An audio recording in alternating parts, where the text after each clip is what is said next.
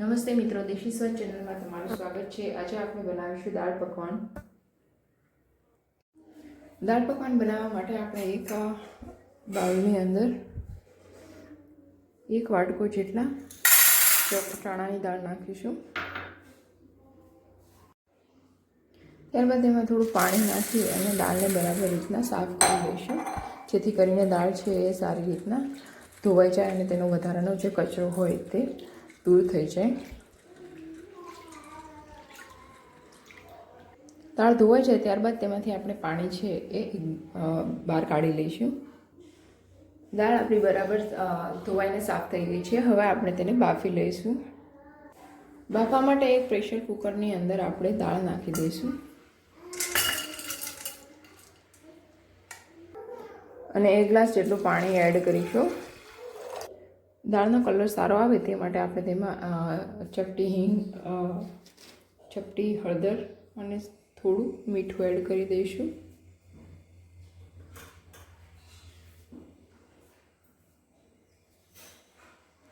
ત્યારબાદ કુકરનું ઢક્કણ બંધ કરી અને દાળને સારી રીતે બાફી લઈશું। હવે જ્યાં સુધી દાળ બફાય ત્યાં સુધીમાં આપણે પકવાન માટેનો લોટ બાંધી લઈશું। લોટ બાંધવા માટે મેં 1 વાટકો જેટલો ઘઉંનો લોટ લીધેલો છે।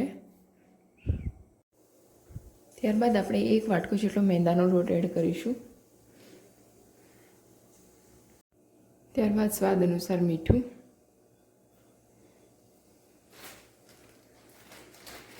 ચપટી મરી પાવડર અને ત્યારબાદ અજમો એડ કરીશું। અજમાને આપણે આ રીતના ચોળી અને એડ કરવાના છે।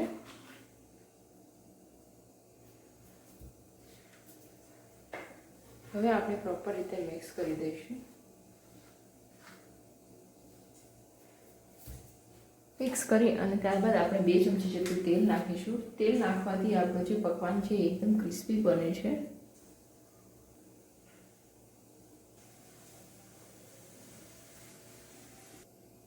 હવે આપણે લોટ બાંધી દઈશું।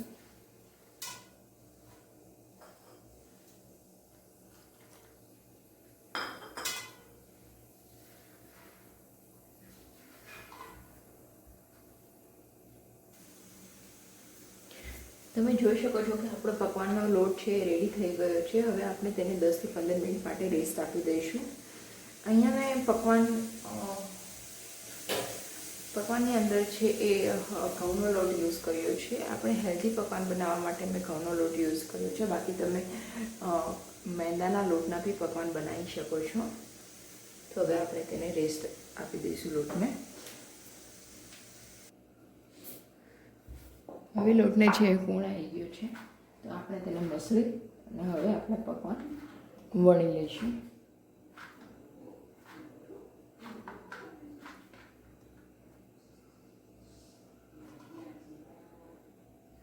પકવાન વણતી વખતે આપણે પાટલીની ઉપર થોડું તેલ લગાવી દઈશું, જેના કારણે પકવાન ચોટે નહીં।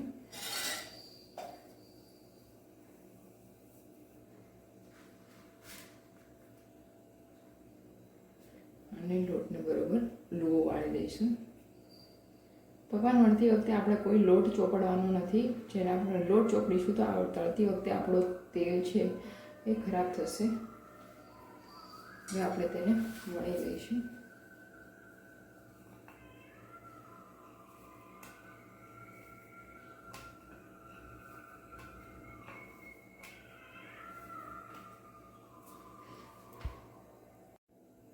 તો આપણો પકવાન વણીને રેડી થઈ ગયો છે। આ પકવાનને તમે જેટલું પતલું કરી શકો એટલું તે ક્રિસ્પી થશે। હવે આપણે તેને કાંટા ચમચીથી પેલું કરી દઈશું, જેના કારણે છે આપણું પકવાન છે એ ફૂલે નહીં। હવે આવી રીતે આપણે બધા પકવાન છે એ વણી લઈશું। તો મિત્રો, બધા પકવાન વણીને મેં તૈયાર કરી લીધા છે। હવે આપણે તેને ફ્રાય કરી લઈશું। અહીંયા એક તવામાં મેં તેલ ગરમ કરવા રાખેલું છે। હવે આપણે તેમાં એક સેજ લોટ નાખીશું, જેથી કરીને આપણને ખબર પડે કે આપણું તેલ ગરમ થઈ ગયું છે કે નહીં।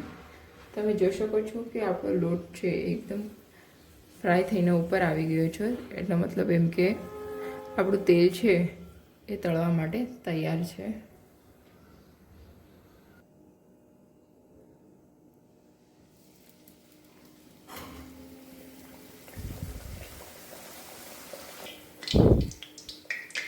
પકવાન તળતી વખતે આપણે ગેસની ફ્લેમ છે એકદમ ધીમી રાખવાની છે, જેના કારણે આપણો પકવાન છે એકદમ ક્રિસ્પી થાય.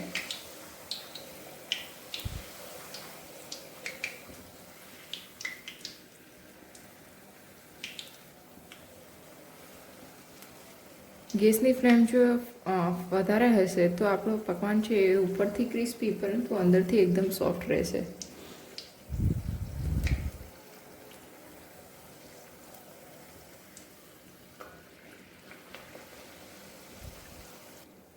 પકવાન છે એ સેજ બ્રાઉન થાય ત્યાં સુધી આપણે તળવાનું છે.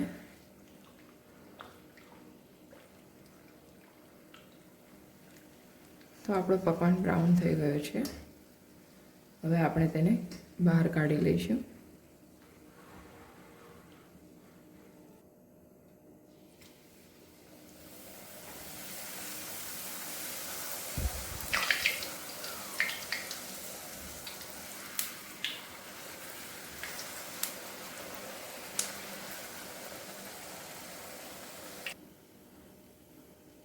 તો મિત્રો આપણા બધા પકવાન ફ્રાય થઈને રેડી થઈ ગયા છે.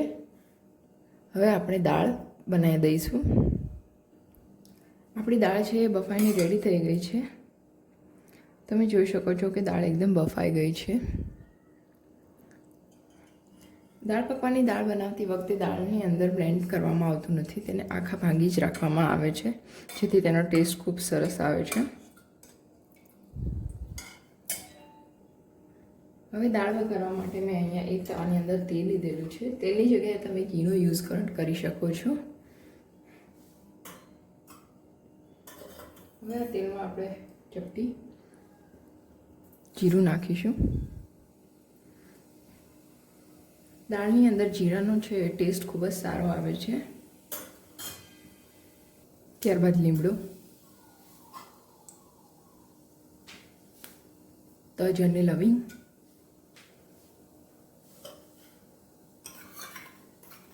અને મરચાંની પેસ્ટ નાખીશું.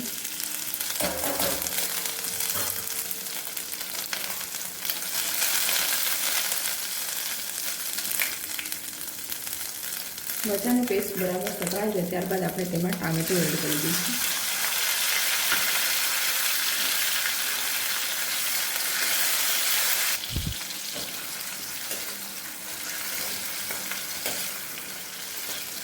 ટામેટાને 2 થી 3 મિનિટ માટે સાતળી દઈશું.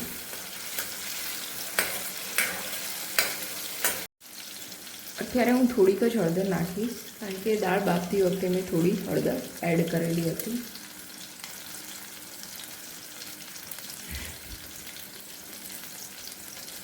ચપટી મીઠું,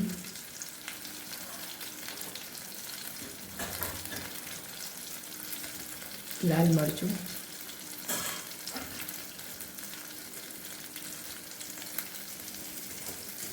અને ત્યારબાદ આપણે જે દાળ બાફેલી છે દાળ એડ કરીશું.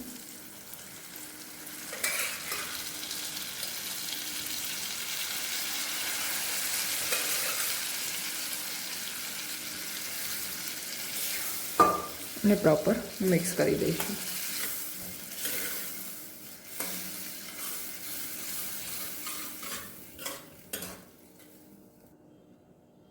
અને થોડો ગરમ મસાલો એડ કરીશું.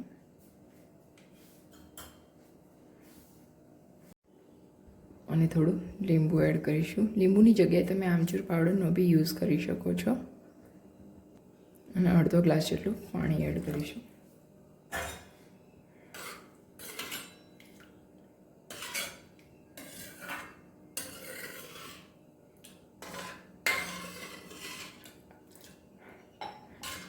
ડીશ ઢાંકી અને 5 થી 10 મિનિટ માટે કૂક થવા દેવાની છે.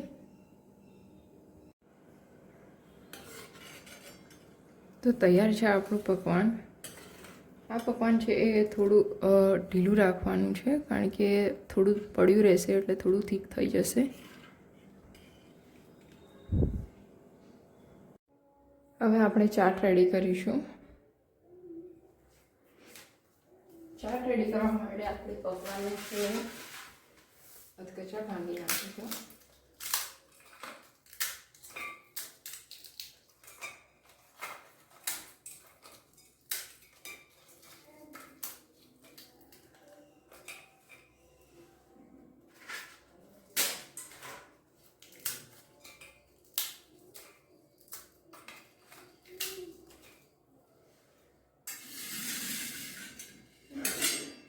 ત્યારબાદ આપણે તેમાં દાળ એડ કરીશું.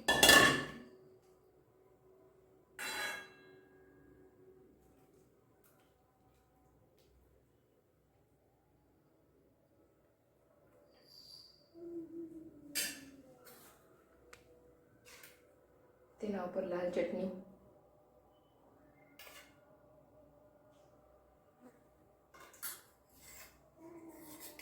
ત્યારબાદ મીઠી ચટણી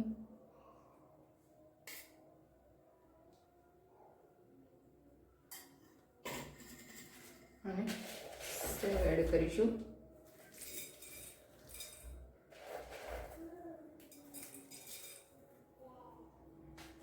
તો મિત્રો તૈયાર છે આપણું દાળ પકવાન ચાટ. જો મિત્રો તમને મારી રેસીપી પસંદ આવી તો વિડીયોને લાઈક, શેર અને સબસ્ક્રાઈબ જરૂરથી કરજો. Thank you.